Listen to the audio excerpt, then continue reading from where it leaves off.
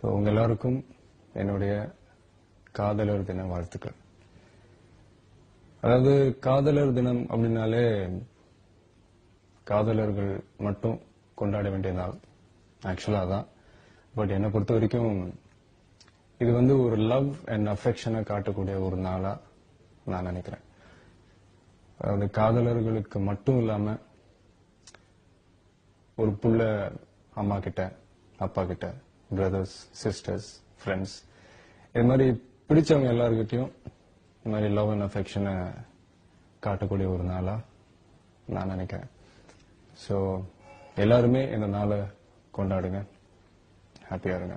மறுபடியும் உங்க எல்லாருக்கும் என் காதலர் தின வாழ்த்துக்கள். இந்த பொக்கே வந்து உங்க ஒவ்வொரு காதலர்களுக்கும் நான் தனித்தனியா கொடுக்குற மாதிரி நீங்க நினைச்சுக்காங்க. ஹாப்பி வேலண்டைன்ஸ் டே.